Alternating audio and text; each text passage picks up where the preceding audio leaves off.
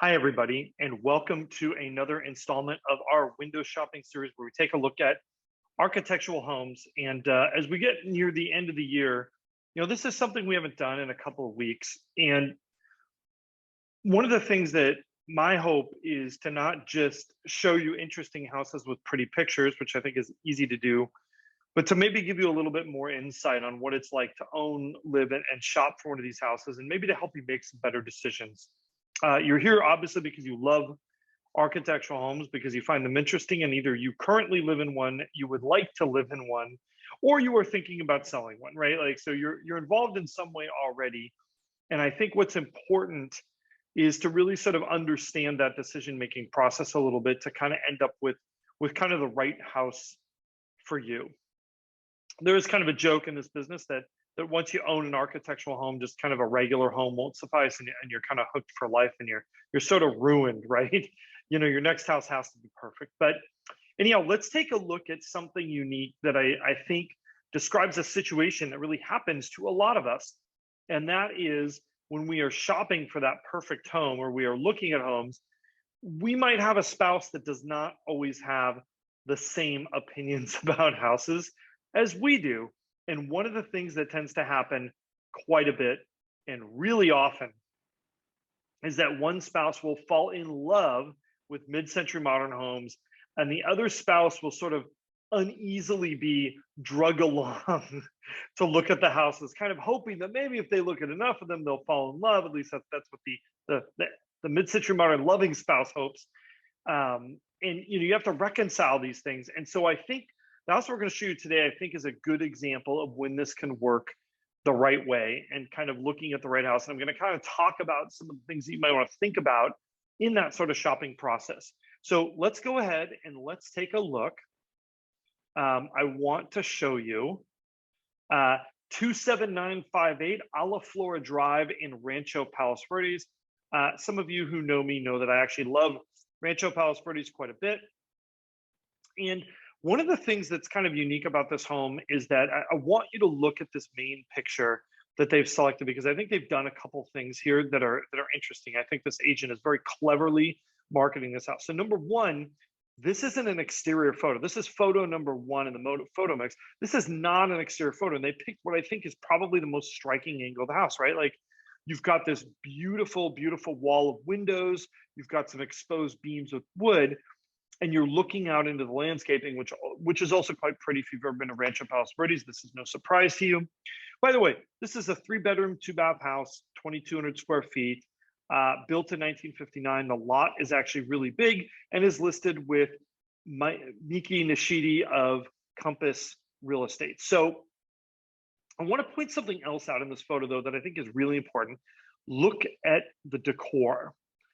This decor is very attractive, but this is not mid-century modern decor. In fact, it's kind of an eclectic mix, right? And I want people to understand that one of the things that sometimes happens when you go looking for homes, especially if you're a fan of a particular style of architecture, whether it be mid-century modern, Spanish bungalow, craftsman bungalow, is that you kind of give this notion, you get this idea of purity in your head, where it has to be this perfect vision of a house that's shown up in your brain. And I think that that's a very limiting sort of vision and belief. I think if you go through life that way, you're looking for that needle in a haystack, and there's not really anything wrong with that, but you're also sort of like putting on the blinders to anything else. And I thought this house was such a good example of somebody mixing a more eclectic style. They've also done something else in here that I really like about this house, is these exposed wood beams that they've done, and that they're kind of in this sort of like orangey yellow stain. I think that really warms the space up. A lot of the people who don't like mid-century modern homes complain that they're too cold. That's sort of that number one complaint. If you look overhead in this house too, you see kind of what a cool lot this is. This is a large lot home. I think it's over 13,000 square feet. We've got solar panels, and you kind of have this multi-use yard. I'm a huge fan of multi-use properties where they have different zones and sections for different things. We've got a pool over here. We have this terracing. There's a fire pit over here, a lawn over here. This really covers all the bases. There's also a little bit of an addition you can see here. But kind of going through this house, right? This is your front door area. This is kind of this main hall area. We have these sloped ceilings, um, tall ceilings. Again, a very eclectic collection of furniture and artwork in this house. Kind of a fun thing. I think the house provides this sort of cool canvas. We got a photo wall, kind of a real fun sofa color here. Most of you would probably go a little bit more modern in the decor, but I think this gives you a good example where you can see how you don't have to make this so matchy and everything is a certain way. Good design really transcends that, and you can actually mix other items of good design in there. We've got this lovely corner of glass. I'm a big fan of corners of glass. You can tell that this living room, dining room area is really sort of the heart of this house and the design. And it's really a big, expansive space. This is exactly what you want to see. And then in this kitchen, we have something else that I'm really a fan of. I don't know what it is, but for me, one of my favorite things to see in a house is kitchens that have vaulted ceilings. It's kind of a silly obsession, I know, but I really like that airy feeling in a kitchen, which is something that you don't normally get. And in this house, we kind of have this lovely situation with a cross beam as well going through. It creates a unique focal point in the house. Is this my favorite kitchen remodel? Probably not.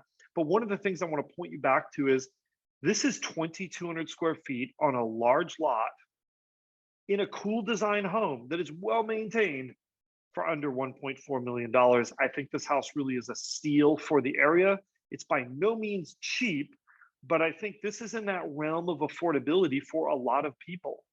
Looking back, you see again, you get more of these views of this wall of windows that you have in this home. Really a good sized kitchen for a 1959 home as well. We kind of have this unique step down area here, and then we have this is that addition space that you saw, and it's kind of a family room that's been added onto.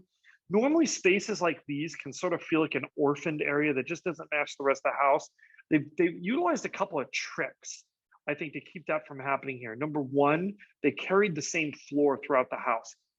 Huge benefit to do that. That really ties spaces together. And the second thing they've done is there's a lot of glass in this addition, and I think that helps it feel a little bit more cohesive rest of the house.